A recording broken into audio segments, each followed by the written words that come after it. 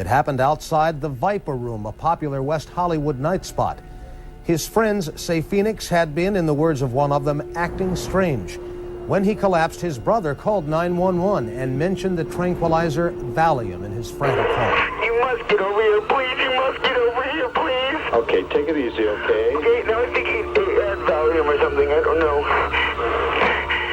You must get over here, please. Yeah, slow down, okay? Well, where is the guy? Okay, we have help on the way, all right? I know.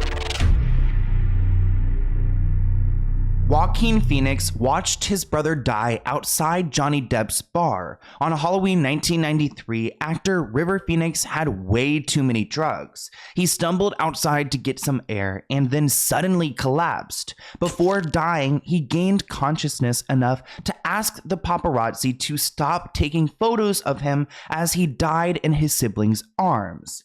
This is the tragic story of River Phoenix. So let's get into it. There's only a few movie stars of the early 90s as beloved as River Phoenix. Famous for his acting talent as well as his good looks, River seemed like he was destined for greatness. Sadly, hard drugs and Hollywood nightlife shattered that dream and led to his death on October 31st, 1993 at the age of 23. It was just over a month ago that 23-year-old actor River Phoenix stumbled out of this trendy sunset nightclub known as the Viper Room and died of a massive drug overdose. We need to start taking drugs more seriously in Hollywood because there are so many celebrities out here casually using, and their teams are enablers. And it seems like River Phoenix really fell into the Hollywood machine because he started acting at a young age. Ever since his debut as a child star in the movie Stand By Me, River Phoenix has carved out a place for his talents, playing the young Indiana Jones, a troubled teen in My Own Private Idaho, and a computer whiz kid in Sneakers. Very few in Hollywood had risen this far, this fast. So River was working a lot as a kid and he had a bunch of different projects, but before he became famous, he went through some traumatic experiences. In 1972, River Phoenix's parents decided to join a cult, the Children of God cult, led by David Berg. Only 2 years after River was born, his parents decided to join the Children of God cult, which was founded by David Brant Berg. Obviously, they did it out of the hope to build a better life for their family and have a community they fit in with. But that wasn't all the cult was. The members of this community didn't believe in working or sending their children to school and called everyone who did so systemites. This cult has a lot of problems, and honestly, that's a whole separate video. But when it came to River's experience in this cult, it was bizarre because, like this clip said, they didn't work, they didn't operate as normal people, and they had an issue when it came to children and harming children. And River shares at some point that he was actually R-worded as a child in this cult. Cult suddenly gained a lot of bad reputation because of its controversial practices, including what was called flirty fishing. What this meant was that the female members of the cult would go offer to sleep with men in order to bring them into the cult, helping them get over 19,000 members that way. So there's a lot of abuse happening in this cult, to the children, to the women, and it's all really nasty. River's family never really had any money, so they thought joining this cult would help them, but by 1978, they were over it. They decided to leave the cult and return to the United States. They actually changed their last name to Phoenix at this point. They converted to veganism and moved to California. That's when River started auditioning. River started getting some TV gigs, and then he graduated to movies, and then he was a huge star. It all happened very quickly. So then moving on to 1993, at this point, River is in his early 20s. He's been on the scene for a while and he's developed quite a reputation. People know him as a party boy who likes to use drugs, but he had some really big gigs coming up in 1993, like a movie titled Dark Blood, and he decided to become sober for this film and for his overall well-being because people around him noted that he started to look ill. How bad was his drug problem? He looked very bad. He looked yellowed. His skin was jaundiced. His hair was hanging in his eyes. He was slurring his speech. Tom says even River's parents could not stop his spiral into the world of drugs. So River is battling with addiction, and that's very common in Hollywood and among celebrities because there's a ton of people using drugs, and honestly, there are drugs everywhere. Take it from someone who's living here. I see it, and I see people using, and it's just like too casual. It's too normal. And as you'll see throughout this video, everyone around River knew that he was using, and even when he was on set high on drugs, they didn't care because he performed well. Let's go ahead and talk about the last days of River Phoenix because it's so unfortunate. In August 1993, River was celebrating his birthday, and he decided to go down to Costa Rica with all of his siblings and his father, who was opening a vegan restaurant at this point. On this trip, River's father had a clear message for him. He wanted him to get out of the United States and to escape the corruption. John implored River to get out of the movie business before it ate him up. Eventually, River agreed and said that he will leave the business, but he has to fulfill his agreements because he had contracts to appear in Dark Blood. He also had an interview. He had another project, The Man in the Iron Mask. So he had a bunch of films coming up, and he told his dad, you know what, John, I will step out of the movie business after I fulfill these contracts I've already signed. John was quoted saying, "As it turned out, that was too many." And when River left Costa Rica, he told his dad, "I'll see you after this movie," and everyone thought that that would be the case, but it turned out so differently. Personally, I feel like River was just saying that to his dad to kind of, shut him up because he and his siblings are all so determined to make it in Hollywood, and he had already made it, so there was a lot of pressure on him to continue to succeed. Got to Los Angeles to make it, and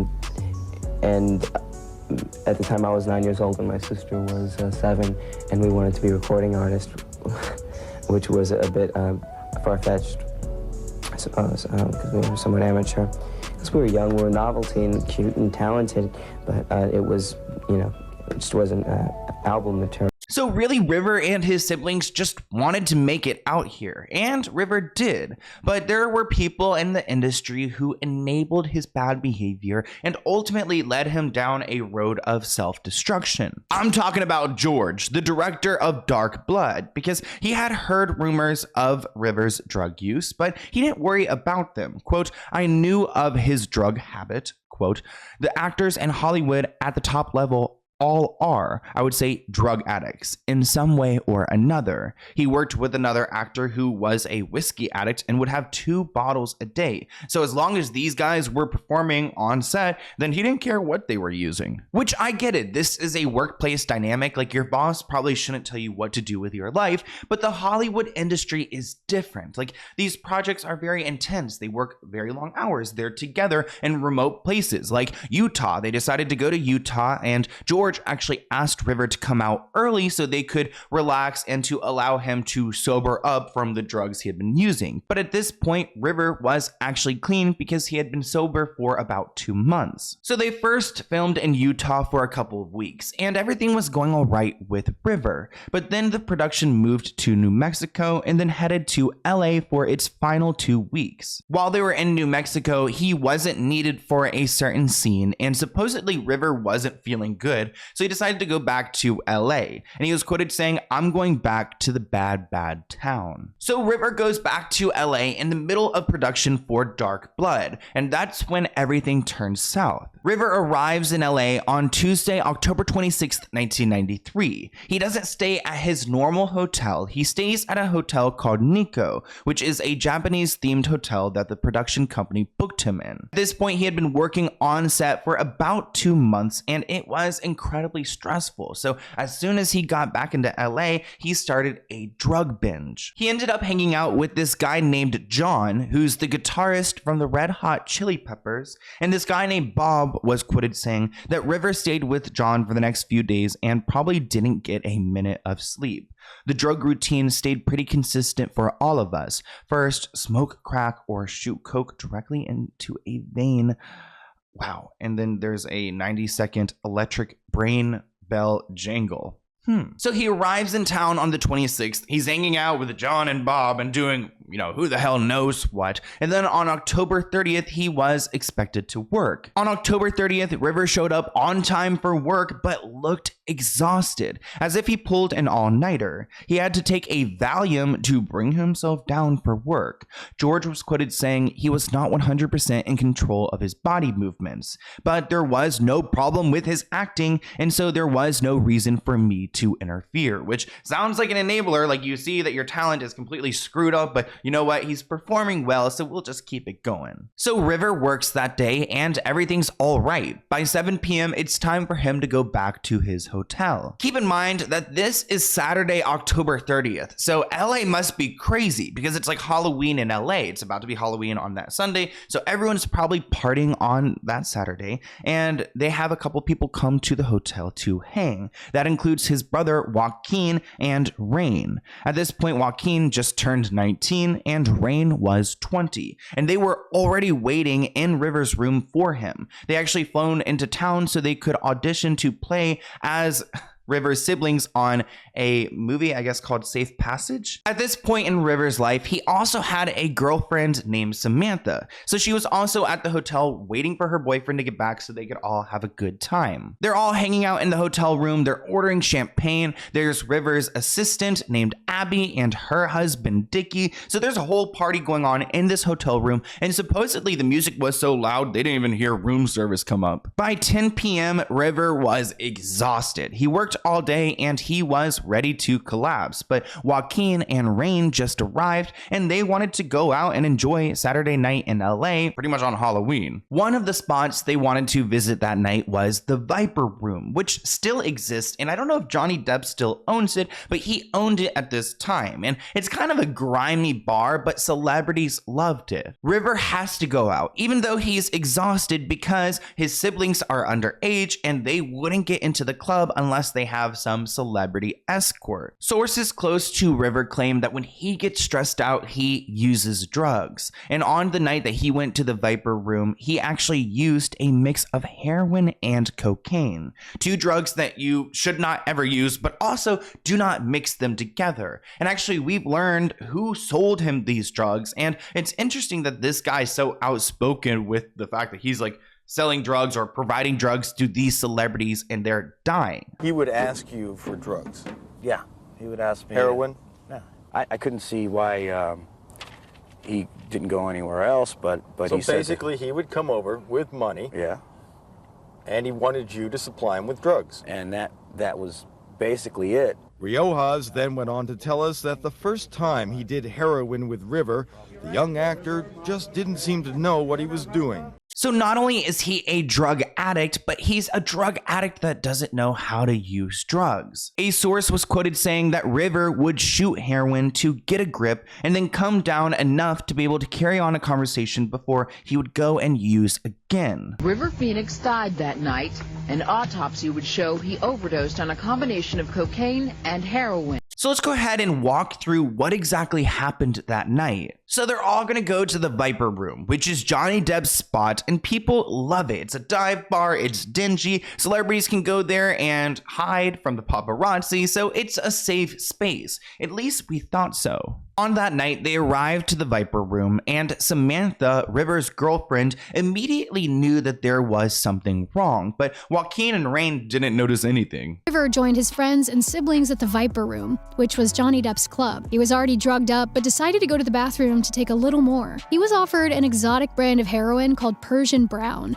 I actually didn't know that like heroin had like different flavors. Like I knew that like weed does, but I didn't know heroin did. So he went to the bathroom and he was offered something new and decided to take it. Samantha was quoted saying, "I knew something was wrong that night, something I didn't understand. I didn't see anyone doing drugs, but he was high in a way that made me uncomfortable. Just a couple hours later, he would die." And as soon as River took it, he knew something was wrong. He started shaking violently, threw up all over himself, and passed out. After waking up, he begged his friends to take him out to the sidewalk to get some air. So he comes back from the bathroom, he goes to his friends, and he's like, you know what, I need to go outside, I cannot breathe, I need some air. So then Samantha goes to the bathroom and she comes out and she sees her boyfriend and another man like shoving the bouncer, and they're trying to get out the front door. And at first Samantha thought that they were fighting, but then she came out there and she saw that River just fell to the ground and started convulsing. But sometimes a 911 call can come at the lowest points in a star's life.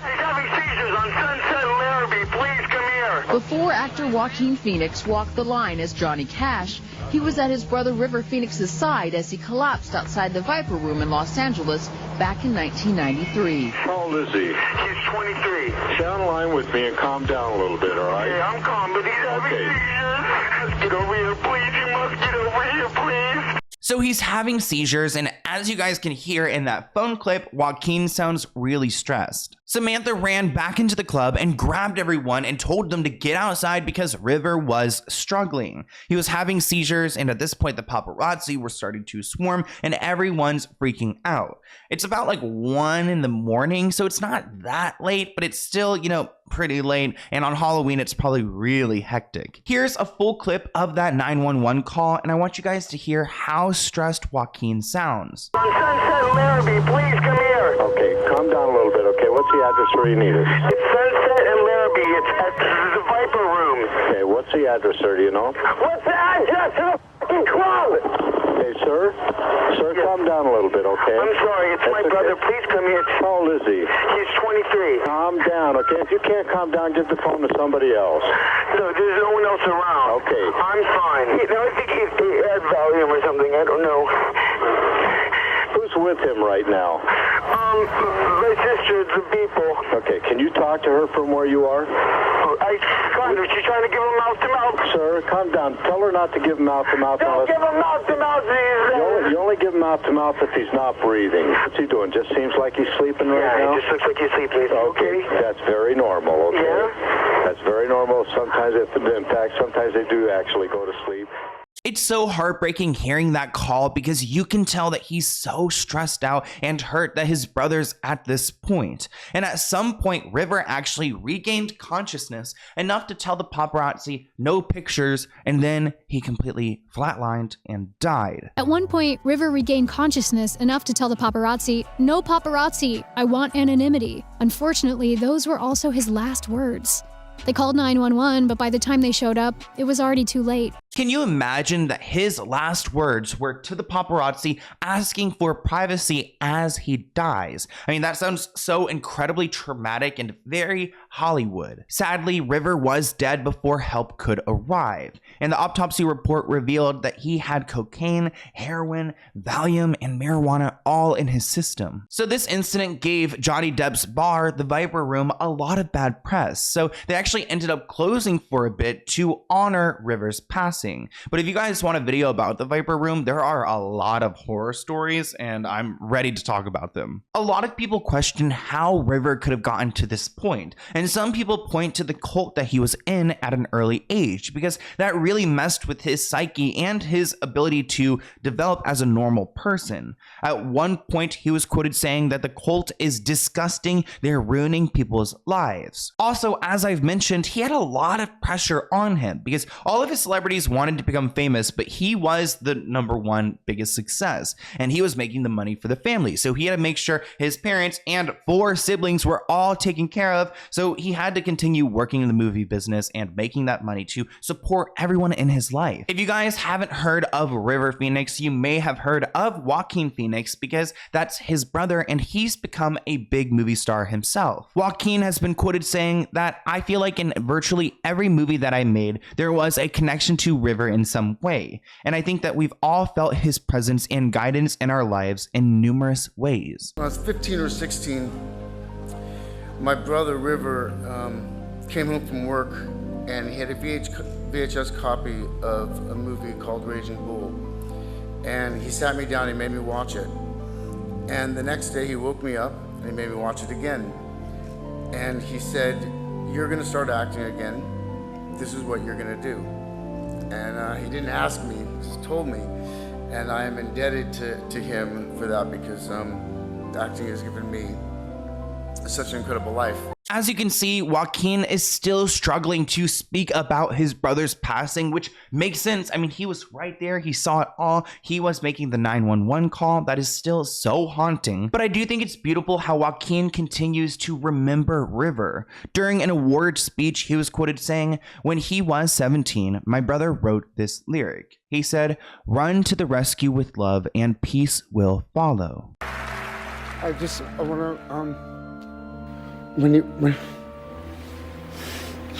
to, when he was 17, my brother wrote this lyric.